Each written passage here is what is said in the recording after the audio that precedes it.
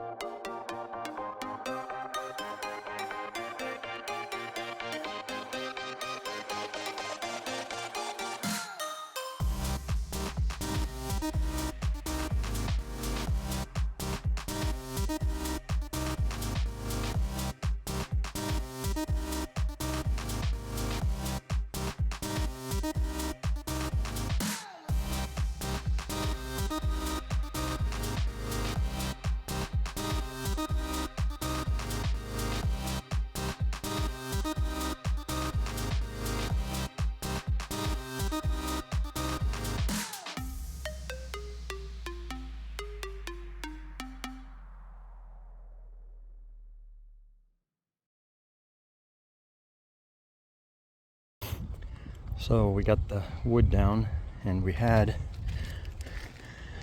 bunch of sand in each one of the seams, like right across there.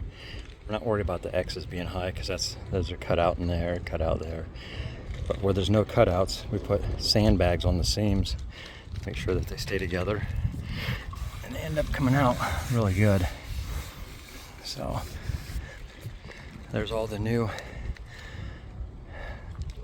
1/4-inch down, so we can put the membrane down next. Now what we're doing is cleaning up all this goop and stuff along the edges so that it sticks when we roll it down.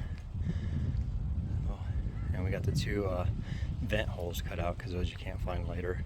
The other ones we can drill up from inside, all the ones with the X's. The vent pipes you can't, so we had to cut those out first. But everything else we're leaving so we don't leave a big hole underneath the membrane to step into by accident. But no, it'll come out really good. You look down, you can see a couple little high spots, but they said just to sand it.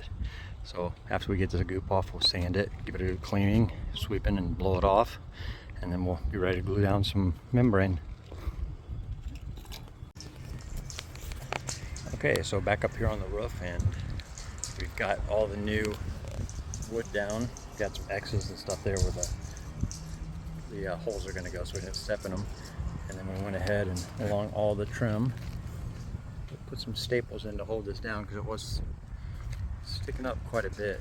We didn't feel comfortable with it, so we're getting ready to put some seam tape on all the seams. Like that one there doesn't matter if it's up because it gets a vent in it, and the X's all the vents, so the high spots doesn't matter. All the other seams look good. We're going to put some tape on them and then start gluing. Okay, we're right in the middle of gluing it down, rolling her on. Got all the seams taped. And it's coming along good. We're just going to beat the daylight. So we're going to end up probably finishing right at dark. But coming out good. profile the arch on the roof that we put back in. I spin this fast enough, will I get you? Okay, so if you can see behind me, up here, we are cleaning up, trimming everything, getting all the extra off the top, get some over the edges trimmed off. Take you up here, give you an aerial shot.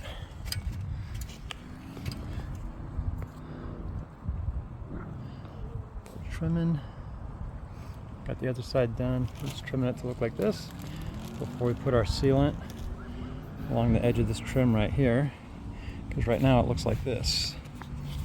All this extra that went underneath this, and we just got to trim it right up there, and then you can see there's a little space right there where the caulk goes to. So, but the roof is on and looks good.